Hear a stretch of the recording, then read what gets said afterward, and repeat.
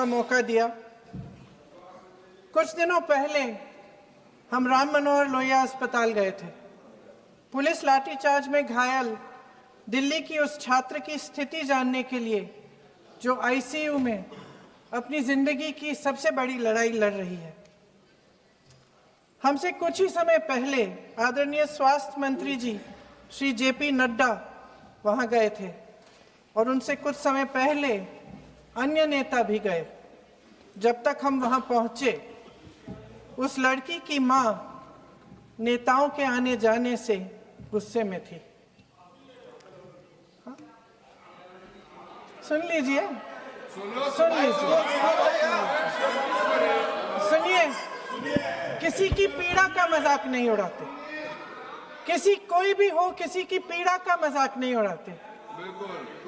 आप संसद में बैठे हैं, निशिकांत जी आप बना रहे हो। जब तक हम वहां पहुंचे, उस लड़की की मां नेताओं के आने जाने से गुस्से में थी।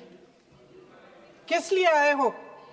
उसने आईसीयू के दरवाजे के बाहर खड़े होकर हमें पूछा। हमारे सामने कांपते हुए हाथ जोड़े कहने लगी कि धन्यवाद, आप आए हैं, ठीक है, मगर मुझे किसी से नहीं मिलना, मुझे किसी से बात नहीं करनी। महोदय, उस मां की पीड़ा से उसका पूरा शरीर कांप रहा था, लेकिन उसने दृढ़ आवाज में कहा, सुबह से बड़े बड़े लोग यहां आ रहे हैं, एक के बाद एक वीडियो बना रहे हैं। वह भी आए जिन्होंने मेरी बेटी का ये हाल किया है। किस लिए? उसने हमसे पूछा। किस लिए? मेरी बेटी की बलि तो चढ़ गई है, लेकिन उसे कुछ भी हो जाए तो मैं उसके लिए अपने आप लड़ूंगी। मुझे किसी की मदद नहीं चाहिए, मैं अकेले लड़ लूंगी। महोदय, शायद मुझे यहाँ खड़े होकर सबके सामने ये बात नहीं कहनी चाहिए, मगर उस माँ की गुहार ने मुझे शर्मिंदा किया। उसके दिल के टूटने की वो आवाज जो अस्पताल की दीवारों से में गूंज रही थी, मेरे मन में अभी भी गूंज रही है।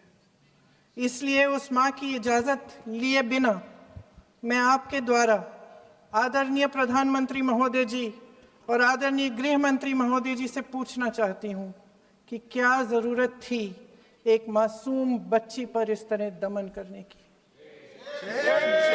क्या जरूरत थी उन छात्रों पर आंसू गैस चलवाने की, उन पर लाठियां बरसाने की, उन पर वाटर कैनन्स चलवाने की? क्या जरूरत थी उन नौजवान लड़कियों को जलील करते हुए उनके कपड़े फाड़ने की, उनको बेरहमी से गंदी तरह पिटवाने की? देश के युवाओं पर पैलेट गन्स और AK-47 चलवाने की क्या आवश्यकता थी? क्या वे आतंकवादी थे? क्या आतंकवादी हैं? टेररिस्ट हैं? हाँ, कांग्रेस बोल रही है। हाँ, कांग्रेस बोल रही है। जवाब दीजिए, जवाब दीजिए। कांग्रेस बोल रही है, जवाब मांग रही है, जवाब दीजिए।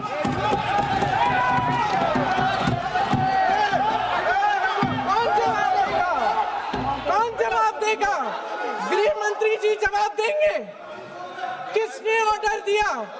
किसने ऑर्डर दिया पैलेट गन्स चलाने के लिए? किसने ऑर्डर दिया?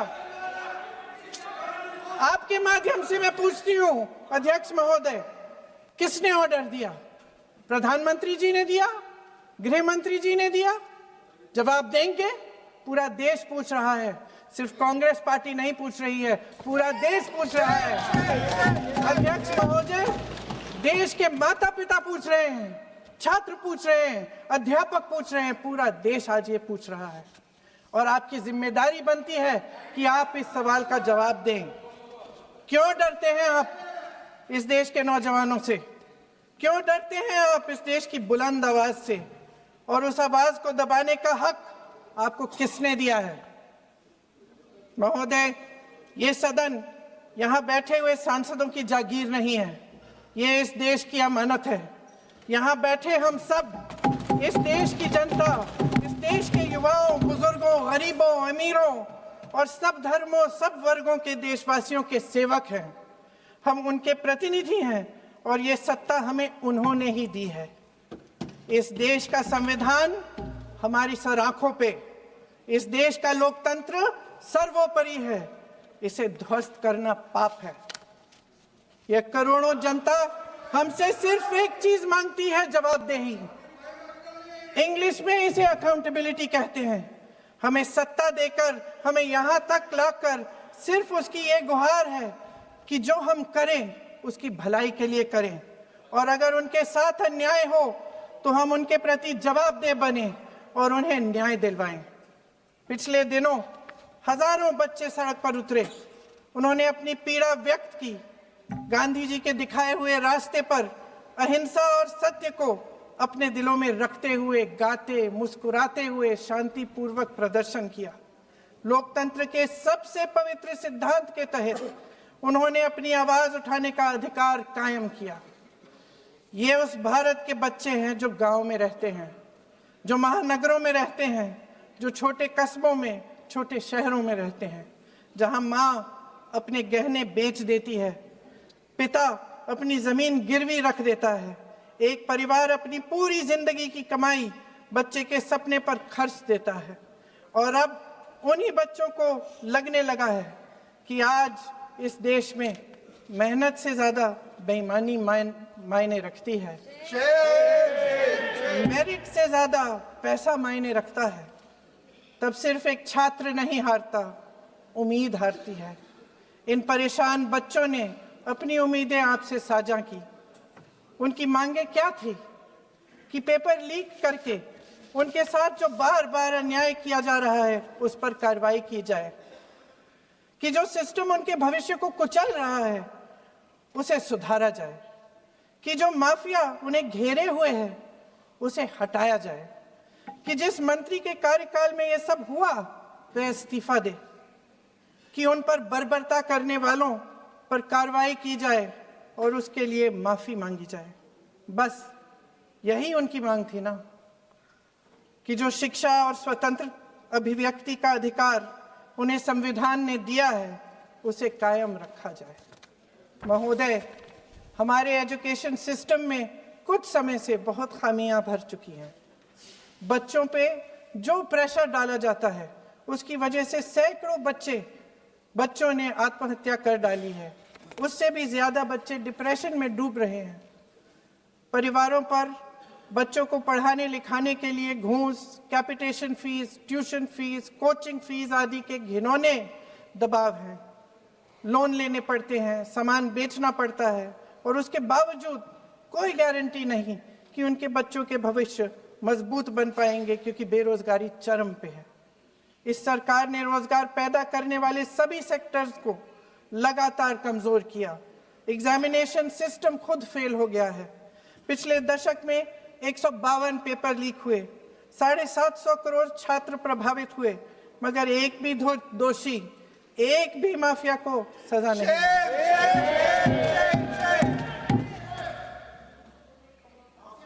हमारे एजुकेशन में आरएसएस के प्रचारकों को भर भर कर उसे खोखला बना दिया है।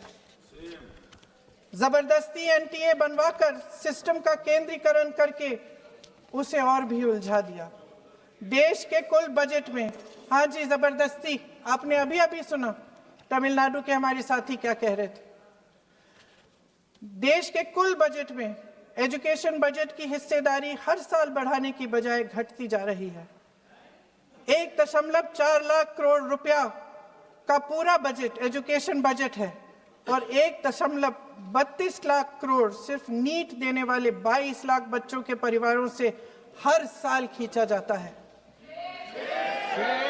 एक और शर्मनाक आंकड़ा भी है।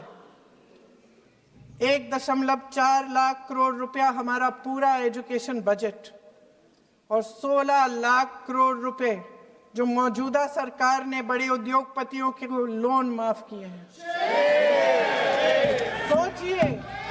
सोचिए कि इस सरकार की प्राथमिकताएं क्या है। सच ये है अध्यक्ष महोदय कि जिस तरह अस्पताल में उस छात्रा की मां का विश्वास पूरे सिस्टम